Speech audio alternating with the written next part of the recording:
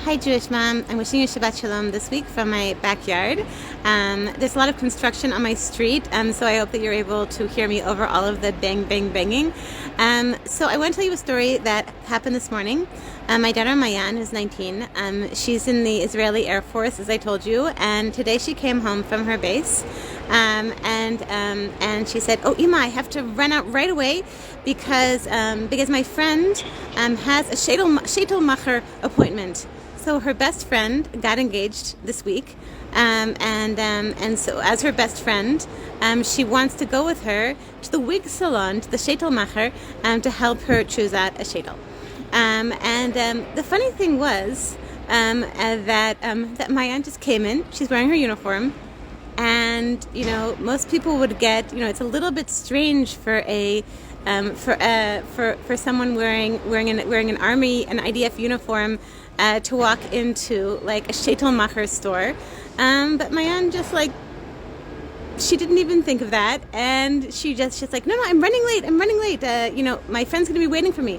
And so she went out, and she also pointed out to me after the fact that since she's in uniform, she's able to get free bus rides. So she just went, and she didn't even think twice. And I thought this was remarkable. I personally would have thought twice, like, oh, what will people think of me? How will people look at me? I'll look so different, like I want to fit in. It reminded me of a story about my mom, my mother of blessed memory, Gila Bat Yaakov. So I told you that for many years she had MS, multiple sclerosis, from when she was in her early mid-30s, and sometimes it was better and sometimes it was worse. And maybe about 10 years ago, when it was during a period that it was getting worse, and my mom was falling a lot, so my mom started wearing a helmet. She wore a bicycle helmet. And my mom was a very dignified lady. She was a psychiatrist. She worked until the day that she died, dressed in a very dignified way, like beautiful clothing, and actually these are actually her earrings I took from when I went last week. And she was always beautifully dressed. But then she would walk around wearing a bicycle helmet, and it really looked very, very strange. This very dignified lady wearing a bicycle helmet wherever she went. And my mom, it was really remarkable. She just really, really didn't care what people thought. She really, she thought, this is what I need to do. This is important. I want to protect my head. I don't want to get a concussion. Because several times she really got into a bad shape from these falls. And she'd be all black and blue, and she got a concussion and things. She's like, no, I want more important to take care of my head. My head is very valuable, and what's inside of my skull. And she didn't care. And so I think so I've been thinking a lot about authenticity, and thinking a lot about I'm thinking a lot about shame and authenticity. I want to recommend something to you, Jewish moms. I've gotten really into, for the last 2 weeks, I've gotten really into listening to audiobooks. It's the most amazing thing. Because I'm not one of those people. I read magazines, but I'm not going to sit down and read a book. And it's been years since I really sat down and read a whole book. But with audiobooks, it makes it so easy. I'm going on a walk, I'm working in the kitchen, I'm doing whatever. I'm not going to be able to just sit and but if you have an audiobook, it's amazing. It's in your ear, and you're listening to a whole book. So what I've been listening to is I've been listening to Brene Brown books, and I'm really into Brene Brown. No, okay, wait, this is the book, okay?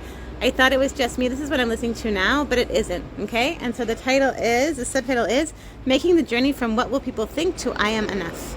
Okay, so she talks a lot about this, about the things that cause us shame, which she calls shame triggers.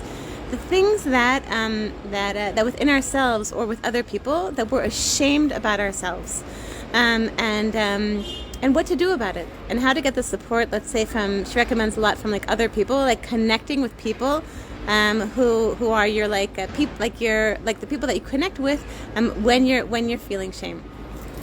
So I wanted to read a quote from Brene Brown on this topic from the book. I thought it was just me, but it isn't. Okay, authenticity. What is authenticity? We may not know how to define authenticity, but we certainly know what it is when we see it. In fact, when we are in the presence of an authentic person, many of us can even feel it in our bones. We gravitate toward people whom we perceive as honest, real, and sincere. We love women who radiate warmth and have that down-to-earth feeling. We gather around the people who can tell it like it is and laugh at themselves in the process. Shame often prevents us from presenting our real selves to the people around us. It sabotages our efforts to be authentic. How can we be genuine when we are desperately trying to manage and control how others perceive us? How can we be honest with people about our beliefs and at the same time tell them what we think they want to hear? How do we stand up for what we believe? How do we stand up for what we believe in when we are trying to make everyone around us feel comfortable so they won't get angry and put us down? Okay, so I can definitely relate to this.